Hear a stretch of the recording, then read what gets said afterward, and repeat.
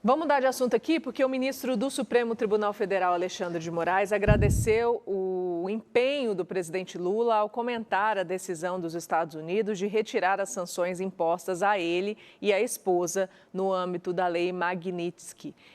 Moraes afirmou que a verdade venceu e revelou ter pedido a Lula, ainda em julho e agosto, que não reagisse publicamente às pressões, porque confiava que as autoridades norte-americanas reconheceriam os fatos.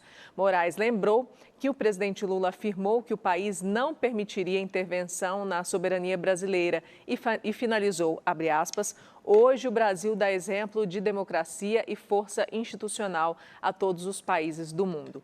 O Planalto já esperava a derrubada das sanções desde a conversa telefônica entre Lula e Trump em 2 de dezembro. Já o deputado federal Eduardo Bolsonaro, do PL, disse receber com pesar a decisão do governo de Donald Trump de retirar as sanções econômicas que haviam sido impostas contra Moraes, a esposa e uma empresa do casal.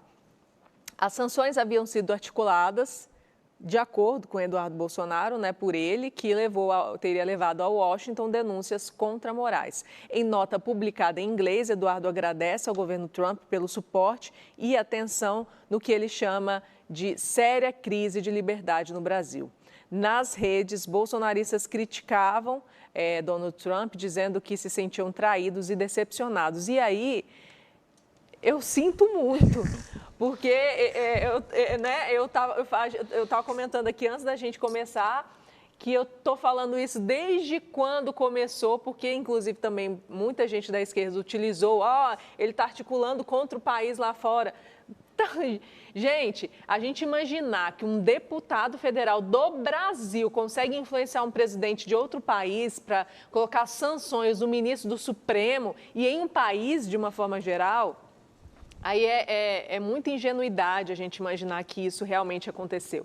A gente está falando de uma superpotência, que é os Estados Unidos, e do Donald Trump, que não dá um ponto sem nó, né? Com certeza. Não, tem a seu favor e tem a seu suporte uma teia de informações, né? É bizarro a gente achar que ele vai confiar num deputado licenciado. Além do deputado Eduardo Bolsonaro, existem inúmeras outras fontes de informação que o presidente Donald Trump se faz valer dela. Então, assim, também comentei à época que isso não era plausível e que isso, com certeza, estaria sendo usado para chamar a atenção do Brasil, para chamar o Brasil para a mesa de negociação, que até então não tinha acontecido e que também isso é uma estratégia do Trump no mundo inteiro e não em relação ao Brasil. E foi o que aconteceu, né? Me perdoem os bolsonaristas, mas achar que o Trump estava a seu serviço já é um pouco demais. Achar que o STF precisa estar a seu serviço, tudo bem, a gente acha absurdo, mas tolera. Agora, achar que um presidente da maior potência do mundo estará agindo a seu serviço, reflete simplesmente quem o grupo político é, narcisista e só vota pensando nos seus valores, ao invés de entender de verdade o que é o cenário econômico do Brasil e mundial. Esse discurso, rapidão, esse discurso foi prejudicial até para o próprio Eduardo, de puxar a responsabilidade para ele do que estava acontecendo, né? Mas juridicamente aqui foi ruim para ele. Foi ruim para ele. A gente vai voltar a falar sobre as sanções ainda mais na frente? Não, né? Do quê? As sanções, até os motivos de retirada, não. Então dá para falar um pouquinho aqui. Veja bem. Bom, a gente sabe que houve um erro de estratégia, não só do Eduardo Bolsonaro, mas também do Paulo Figueiredo, puxar a responsabilidade ao invés de ficar apenas noticiando. Mas na época seria uma tentativa de mostrar força para a direita no Brasil com relação a tudo isso. E para a esquerda foi a oportunidade de fazer com que se esquentasse as coisas e pudesse acontecer punições para o Eduardo Bolsonaro. Agora, ao invés da gente falar sobre essa questão de Eduardo Bolsonaro, a gente deveria falar de uma questão mais séria no Brasil, que é essa questão desse compromisso a partir de agora do ministro Alexandre de Moraes com o governo Lula. Esse compromisso a partir de agora, porque veja bem, você está sancionado, você não tem mais cartão de crédito, você não poder fazer negócio com qualquer empresa americana, isso estendido à sua esposa e também ao seu escritório, é um peso muito grande. Então, essa dívida é muito grande do Alexandre de Moraes com o presidente Luiz Inácio Lula da Silva, e era muito grande também a dívida do Lula com o ministro Alexandre de Moraes, que foi o relator de todo esse processo do 8 de janeiro. Então, juntou-se as duas coisas. Agora, a gente, para falar sobre a questão das razões aí, da retirada da Magnífica, a gente tem que voltar lá atrás, viu, Mariana? Tem que voltar lá desde que a JBS acabou sendo processada no Brasil, envolvida na questão de escândalo, de financiamento e tudo mais. E naquela época, o que aconteceu com os irmãos batistas? Fugiram para os Estados Unidos, e lá onde eles tinham maior ganho nos Estados Unidos com relação a toda a questão econômica da empresa. E a gente sabe muito bem, né, que nessa campanha do presidente Donald Trump, aí, 5 milhões de dólares foram colocados lá através de lobby para que pudesse inaugurar o Comitê Central e dar o início da campanha do Trump. Então, quem não conhece os irmãos batistas não sabe a influência que eles têm, não só no Brasil, mas também nos Estados Unidos e outros países também. Muito grande, é muito dinheiro que entra, e foi o principal articulador aí para a questão das negociações. A gente sabe disso. Tanto é que quando saiu a nota, cerca de 7 meses atrás, que os Estados Unidos poderiam estar processando a JBL pela questão comercial lá, eu mesmo não acreditei, porque a gente sabia da questão da influência do Joesley Batista com escritórios americanos, inclusive, né, o principal advogado do presidente Donald Trump, ele é amigo ou tem influência na questão da JBL. Foi também advogado da questão da JBL. Então, é coisa muito complicada. É um emaranhado que, com certeza, né, a gente não sabe até onde vai chegar. Isso, vou só trazer uma informação aqui de bastidor, assim, analisando por um outro lado. Pessoal, que eu vi muita gente falando a respeito do próprio SBT, né, de levar o Alexandre de Moraes lá. Eu quero lembrar, vamos analisar todo o cenário ali, tá? O presidente do país estava lá e, claro, tem que estar lá, ele é o presidente do país. O prefeito da cidade de São Paulo estava lá, o governador do estado de São Paulo estava lá e o ministro Alexandre de Moraes. Aí tá, por que o ministro Alexandre de Moraes? Porque o Edson Fachin é quem representa o STF, é ele quem é o presidente do STF. Se é para convidar alguém, ou convida todo mundo, ou vai todo mundo, ou vai o representante do STF, que é o ministro Edson Fachin. E pelo que eu vi ontem, ele não estava lá, muito menos discursou. Então, para você entender como é que funciona nisso aí, com certeza absoluta, e eu coloco minha mão no fogo aqui, foi, inclusive, um pedido do próprio presidente para levar ele lá. Eu tenho certeza. Você conhece bastidor de articulação de política com imprensa? Um pouco, né?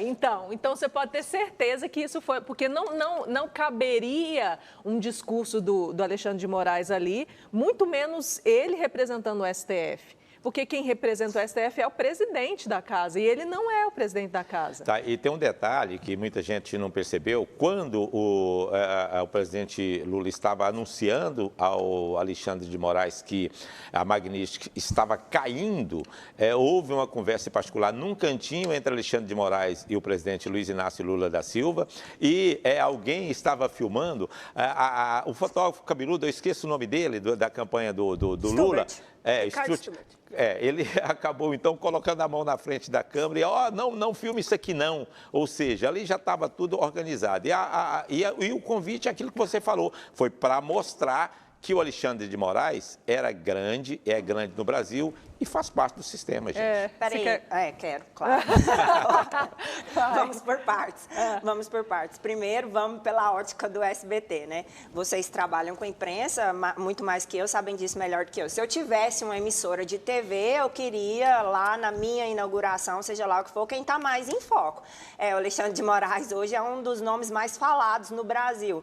Então, é mais polêmico. Então, eu gostaria, com certeza, que ele estivesse lá muito muito mais do que o ministro Fachin. Lembrando que o SBT é uma empresa privada e eles convidam quem eles quiserem. Sim. Não há uma obrigação de convidar o presidente do STF. Com certeza, pensando numa decisão de gestão e de comunicação, eu convidaria o Alexandre de Moraes. Então, acho que e se eu fosse ministro do STF, devido a tudo que está acontecendo, eu não perderia a oportunidade de aparecer.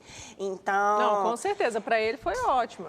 Vamos agora, pelo que o Josiel comentou, em relação ao Lula, a dívida, a suposta dívida que o Alexandre de Moraes, um ministro, tem com o Lula. É bom a gente lembrar que as penalidades que o ministro Alexandre de Moraes sofreu de um outro país, as penalidades dele enquanto cidadão brasileiro, porque isso impacta a vida dele enquanto cidadão brasileiro, né? Ele foi impedido, enquanto cidadão, de entrar em outro país. Essas penalidades foram no exercício do cargo dele. Essas penalidades foram claramente impostas por exercer o cargo de ministro do STF e por conduzir as investigações.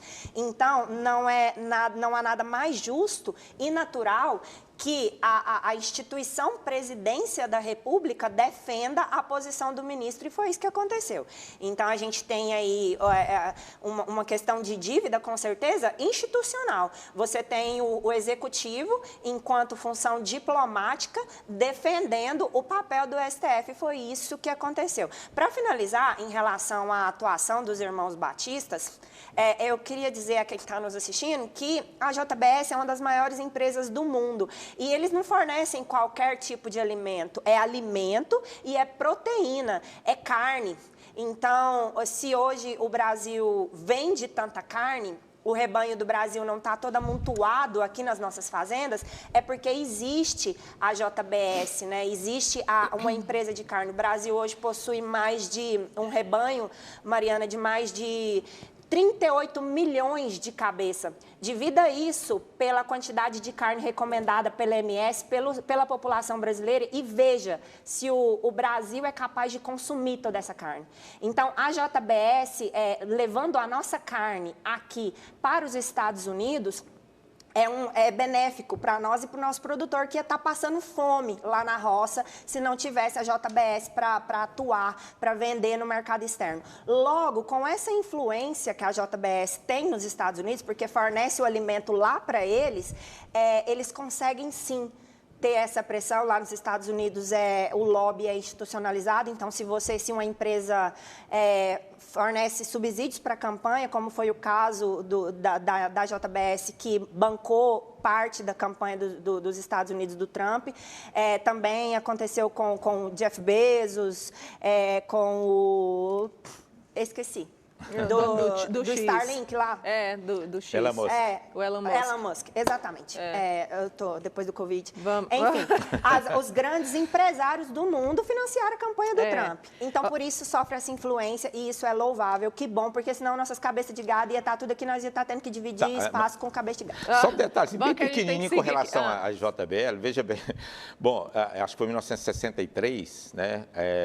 A gente morou numa fazenda do Zé Mineiro, pai dos irmãos Batista, lá em Córrego do Ouro. Meu pai era delegado da cidade, na época lá, e a gente acabou lá enquanto se alojava na cidade. Então, desde aquela época, a gente conhece mais ou menos a história dos Batistas. Depois que foi passado para os filhos Batista, eles fizeram um lobby muito grande e começaram, inclusive, a cooptar os grandes frigoríficos, não só do estado de Goiás, em todo o Brasil. Também muitos ali no Mato Grosso, para a questão da dominação desse comércio da carne. Então, não é assim essa maravilha, essa bondade toda, não. Quebrou muitos frigoríficos para poder depois comprar e começar todo esse trabalho. Então, não é essa maravilha toda, essa questão do Batista, não, viu, gente? Capitalismo, mas capitalismo, você vai matar o outro por causa disso e defender? Liberalismo econômico, se é bolsonarista, vamos defender o liberalismo econômico, gente. Com honestidade. Paulo Sérgio Elias mandando mensagem aqui, bom dia para todo mundo, deixando comentário, participando aqui, Brasil, infelizmente, rumo ao comunismo. Um dos comentários do Paulo Sérgio Elias, o Valdir também mandou, Xandão e Lula cavou sua própria cova, deve ser, né?